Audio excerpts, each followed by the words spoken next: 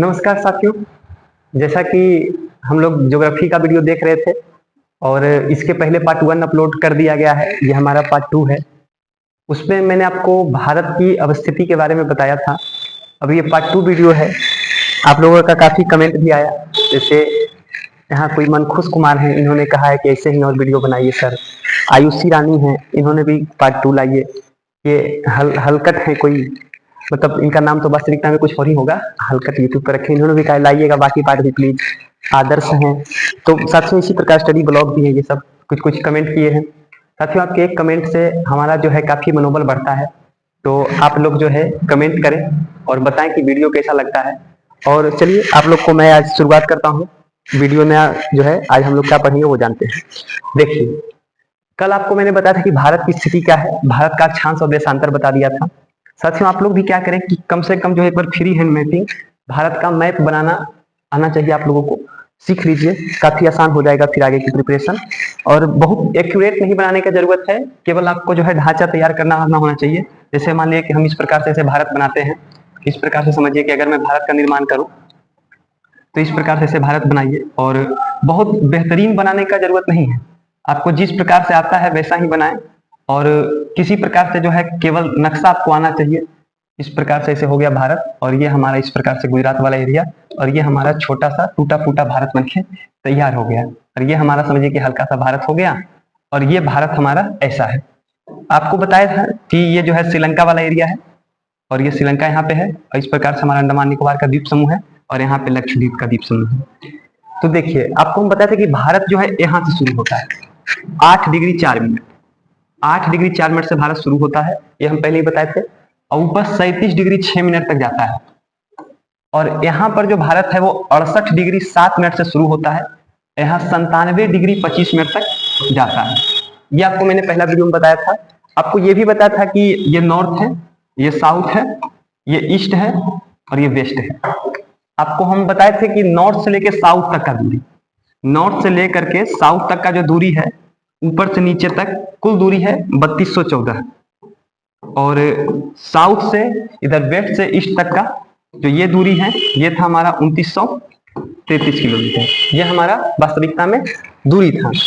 अब हम लोग जानेंगे कि सबसे ऊपर का बिंदु क्या है। देखिए, जो सबसे ऊपर का बिंदु है इसको कहते हैं इंदिरा कौल। भारत के सबसे ऊपर के बिंदु को क्या कहा जाता है? इंदिरा कौल। और भारत के जो सबसे नीचे यहाँ पर जो बिंदु है उसका नाम है कन्याकुमारी। वो हमारा कन्याकुमारी है। तो अगर आपसे प्रश्न पूछा जाए कि बताइए कि भारत का सबसे उत्तरतम बिंदु क्या है या सबसे नॉर्थ मोस्ट पास्ट क्या है, तो इंदिरा कौल जो कि लद्दाख में स्थित है।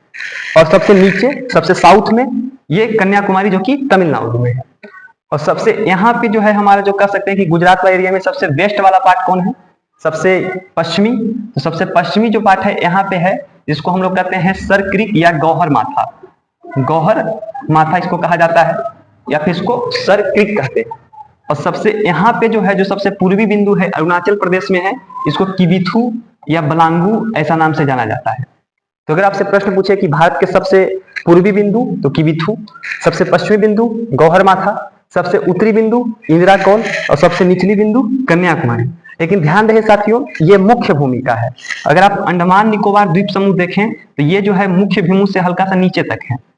तो इसका जो है अगर पूछे कि भारत का द्वीप समूह के साथ सबसे नीचे वाला बिंदु क्या होगा, तो वो सबसे नीचे वाला बिंदु जो है वो अंडमान निकोबार में आएगा, जिसको इंदिरा पॉइंट कहा जाता है।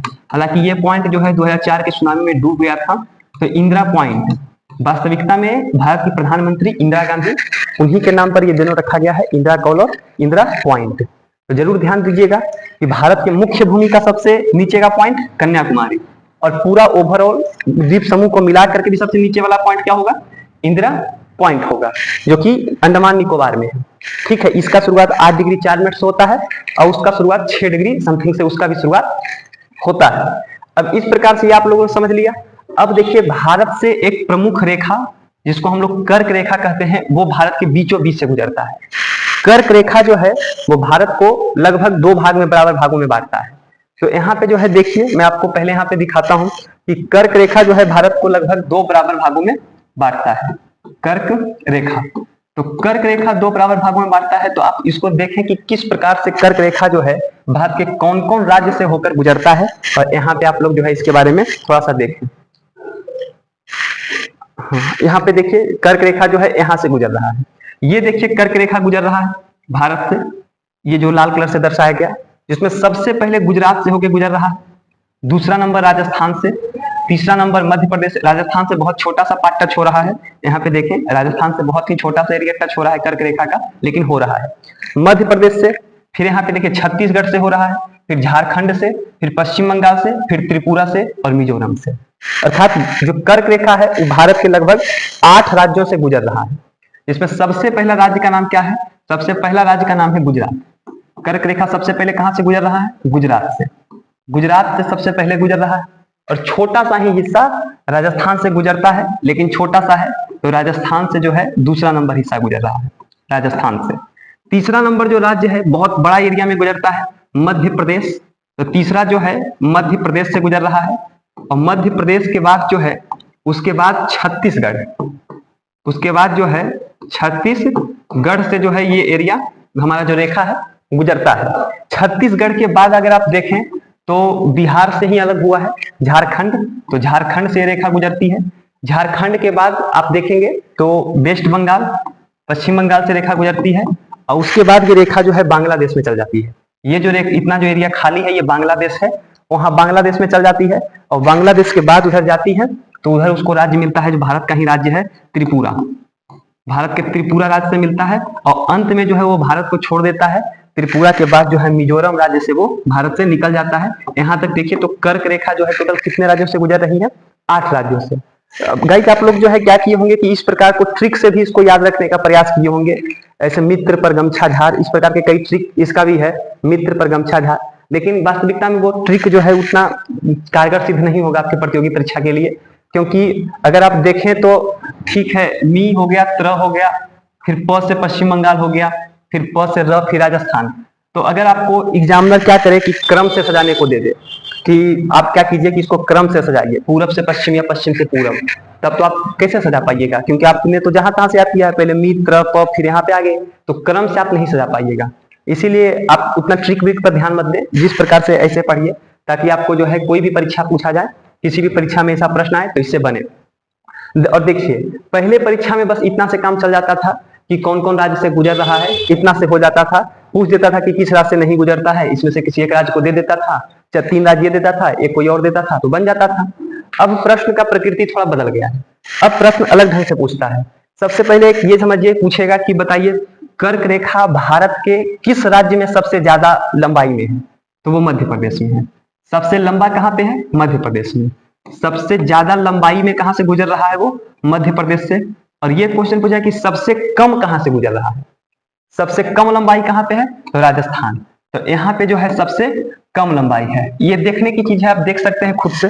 देखिए ये जो राजस्थान है केवल इतना एरिया से गुजर रहा है, तो सबसे कम कहां से गुजर रहा है? राजस्थान। और मध्य प्रदेश में देखिए यहां से शुरू होकर यहां तक जा रहा है, इसका मतलब सबसे ज्यादा दूरी पे कौन गुजर रहा है?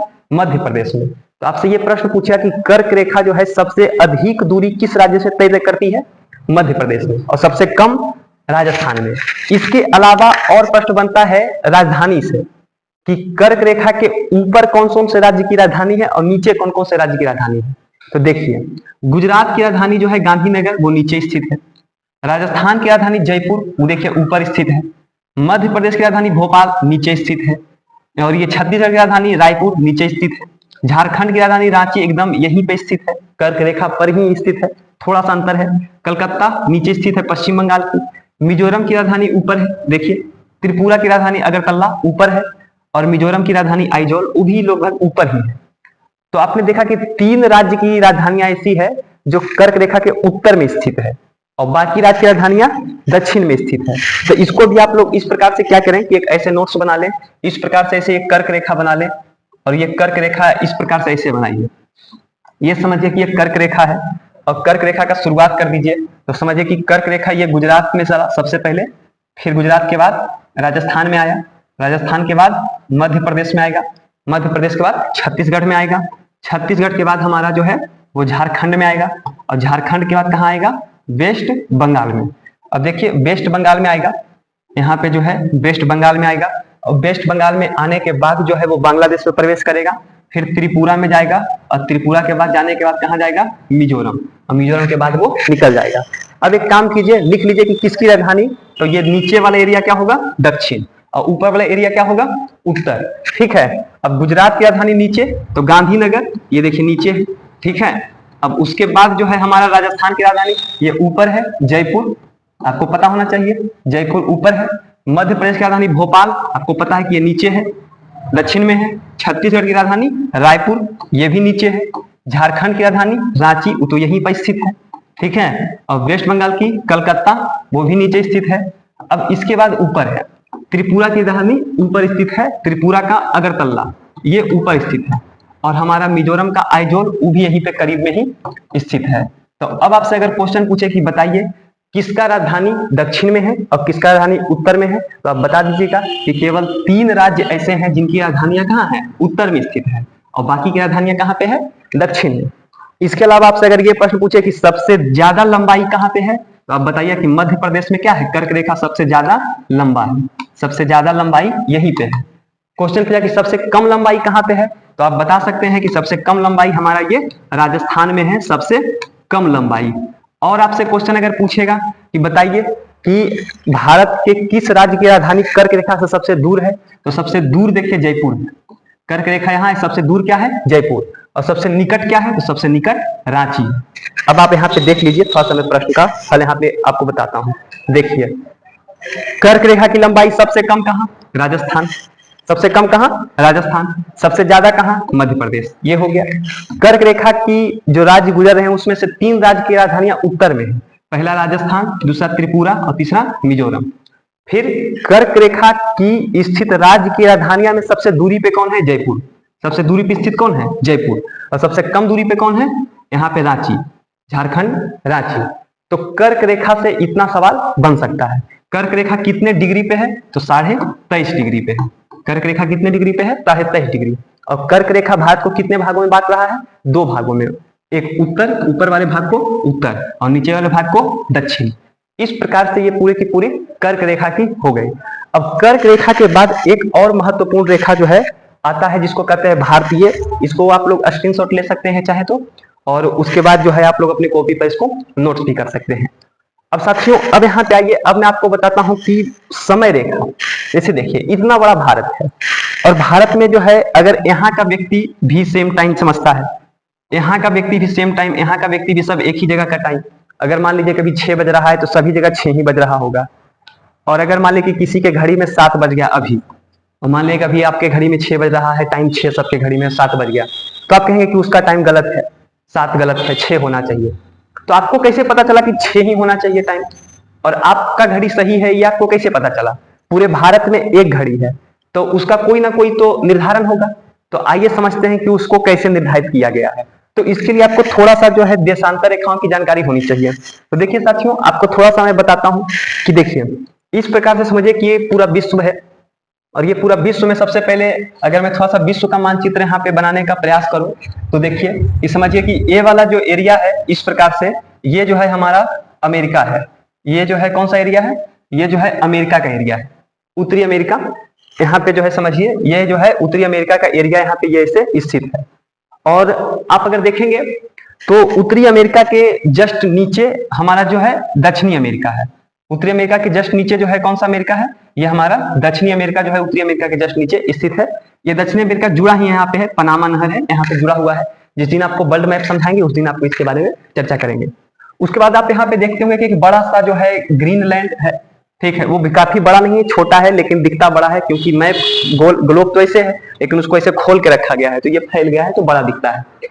उसके बाद देखिए तो यहाँ पे जो है एक बहुत बड़ा महादेश है जिसको हम लोग अफ्रीका का नाम देते हैं। ये हमारा जो है पूरा का पूरा बड़ा महादेश अफ्रीका जो है, यहाँ पे जो एक अफ्रीका महादेश है, और अफ्रीका जो है यहाँ पे इस प्रकार से ऐसे स्थित है, ये अफ्रीका हो गया।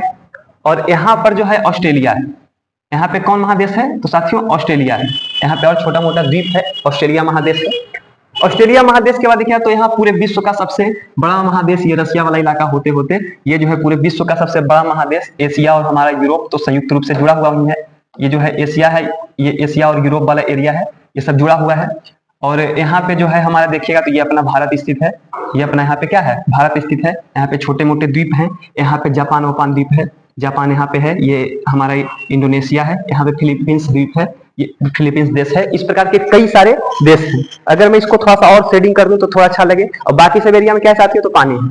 आपको पता है कि बाकी सब एरिया में क्या स्थित है, तो बाकी सब एरिया में अगर हम ऐसा कर दूं तो ये समझिए कि बाकी सब में क्या है, जल ही है। और आपको मैं थोड़ा सा और इसको शेडिंग कर देता हूं, जैसे समझिए कि ये जो है पूरा एशिया है, ठीक है, ये एशिया का पार्ट है। आपको पता है, मैंने पिछले वीडियो में ही आपको बताया कि यहाँ पर से इस प्रकार से रेखा गुजरी है। यहाँ पे जो एक यूराल नाम का पर्वत है, ये यूराल नाम का पर्वत जो है विभाजन कर देता है। ये एरिया हमारा क्या हो गया, एशिया का। ये एरिया क्या हो गया, एशिया। और ये एरिया क्या हो गया, यूरोप। साथियों इसको जब ध्यान से देखिएगा आप लोग तो आपको जो है सभी महादेश की स्थिति भी पता चल जाएगी।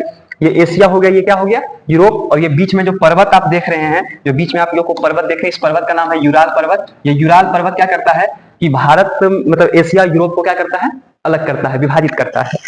आपको पता होना चाहिए कि ये जो हमारा महादेश आपको दिख रहा है, ये हमारा क्या है, तो ये महादेश जो है इसको ओशिनिया कहते हैं, या फिर यही महादेश जो है हमारा ऑस्ट्रेलिया कहलाएगा। यही महादेश क्या कहलाएगा, ऑस्ट्रेलिया। ये महादेश है हमारा ऑस्ट्रेलिया। ये छोटे मोटे द्वीप हैं, जैसे ये द्वीप हो गया इंडोनेशिया, इसको काला ही छोड़ देते हैं क्योंकि इसको वास्तविकता में काला महादेश कहा जाता है। ये अफ्रीका है, इसको काला महादेश कहा जाता है, काला महादेश कहा जाता है। अब आप लोग ये मत समझिए कि यहाँ के लोगों का मतलब रंग काला होता है इसीलिए इनको काला महादेश कहा जाता है, नहीं, ये काफी यहाँ पे पिछड़े देश हैं। और यहाँ के लोग आपको पता होगा कि मतलब उनका चेहरा जो है काला होता है। तो काला होने के पीछे रीजन है, यहाँ पे से इक्वेटर की गुजरता है, यहाँ पर से जो है एक रेखा गुजरती है, यहाँ से बीच से एक रेखा इसे गुजरती है। एक मिनट साथी, यहाँ पर से एक रेखा गुजरती है ऐसे एकदम बीचों बीच, इक्वेटर रेखा गुजरती है। और सूर्य का प्रकाश एकदम यहाँ पे लंबवत पड़ता है। समझिए कि मेरा जो हाथ जा रहा है वो प्रकाश जा रहा है, सूर्य का प्रकाश एकदम लंबवत पड़ता है। तो सूर्य का प्रकाश इस एरिया में काफी पड़ता है। तो जहां सूर्य का प्रकाश काफी पड़ेगा वहां के लोग तो उनका रंग थोड़ा सा काला हो जाएगा। तो आप भारत में भी देखेंगे कि भारत देखिए ये कर्क रेखा से यहाँ पे थोड़ा सा नजदीक इलाका है, तो आप देखते हो कि दक्षिण भारत के लोगों का रंग थोड़ा सा काला होता है। फिर ऊपर आइएगा यहाँ बिहार के एरिया में देखिएगा तो हम लोग तो ना तो बहुत ज्यादा गोरे होते हैं, ना बहुत ज्यादा काले होते हैं, सांवले होते हैं। और जम्मू कश्मीर के देखिएगा तो ये तो कर्क रेखा से बहुत दूर हो गया, तो जम्मू कश्मीर के लोग काफी गोरे होते हैं। तो ये जो है विषुवत रेखा के कारण काले गोरा होता है। तो बाकी ये सब तो भेदभाव चलता था पहले, अब तो सब धीरे धीरे समाप्त हो गया है। ये देखिए, इसके बाद समझिए कि ये जो है हमारा ग्रीनलैंड है और ये हमारा जो है कौन है, नॉर्थ अमेरिका। और ये कौन महादेश है साथियों, तो आप बताएंगे कि ये महादेश सर जो है, ये महादेश है हमारा साउथ अमेरिका। ये कौन सा महादेश है, साउथ अमेरिका।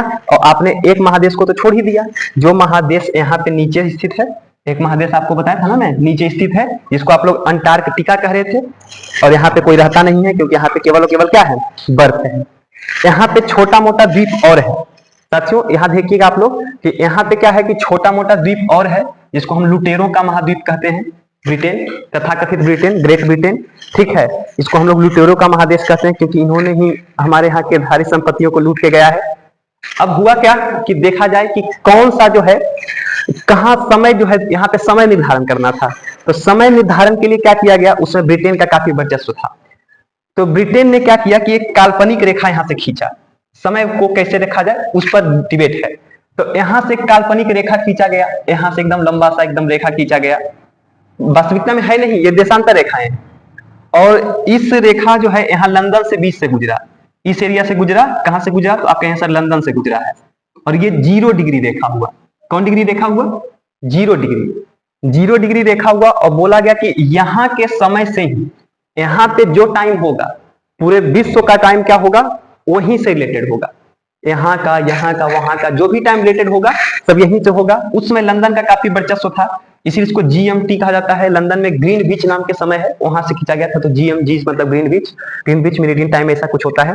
और उसके बाद जो है प्रत्येक देश अपना अपना रेखा देखे, यहाँ फिर 1 डिग्री, 2 डिग्री, 3 डिग्री, 4 डिग्री पूरा खींचा गया। फिर इधर भी 1 डिग्री, 2 डिग्री पूरा का पूरा खींचा गया। और पृथ्वी गोल है तो आपको पता है कि 360 रेखाएं खींची होगी, क्योंकि कोई भी गोल होगा तो 360 डिग्री का होगा। तो 360 रेखाएं लगभग खींची गई देशांतर में। तो इस प्रकार से ये है। तो आप समझ सकते हैं कि पूरे विश्व में टाइम कहां से निर्धारित होता है, लंदन से। लेकिन भारत में और अलग अलग देश में भी टाइम निर्धारण का कोई ना कोई एक रेखा होगा। तो आइए आपको हम बताते हैं कि वो कौन सा रेखा है। देखिए भारत में वो रेखा है, हम देख लें तो वो रेखा जो है यहां से गुजरता है बीचों बीच, ठीक है, यहां से वो रेखा गुजरता है बीचों बीच, इस प्रकार से रेखा जो है बीचों बीच यहां से गुजरता है 82.5 डिग्री रेखा। भारत का समय रेखा क्या है? 82.5 डिग्री। 82.5 डिग्री रेखा को हम लोगों ने क्या मान लिया अपना समय रेखा।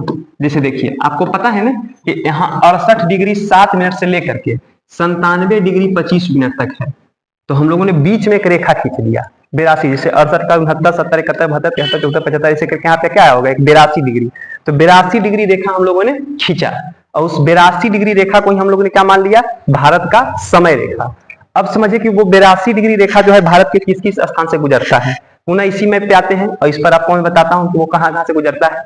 तो देखिए वो जो 82 डिग्री रेखा है यूपी से है, मुख्य रूप से गुजरता है, तो यहाँ यूपी है, यूपी से गुजरता है, यहां तक यूपी में आया, फिर एमपी में चला आया, फिर छत्तीसगढ़ में चला आया, छत्तीसगढ़ के बाद जो है थोड़ा सा और इधर होगा साथियों, देखिए यूपी में आया, यूपी के बाद एमपी में आया, हल्का सा एमपी में आएगा, यूपी एमपी फिर छत्तीसगढ़ फिर उड़ीसा, ठीक है। देखिए मुख्य रूप से ये पहला नंबर रेखा कहां से गुजरता है यूपी उत्तर प्रदेश, दूसरा नंबर कहां से गुजरता है एमपी मध्य प्रदेश, ठीक है, तीसरा नंबर ये कहां से गुजरता है छत्तीसगढ़, छत्तीसगढ़ सीजी, छत्तीसगढ़ से गुजरता है यूपी एमपी सीजी, चौथा नंबर कहां से गुजरता है ओडी उड़ीसा से, और लास्ट में अंतिम में जो है ये आंध्र प्रदेश से गुजरता है 5 नंबर एपी।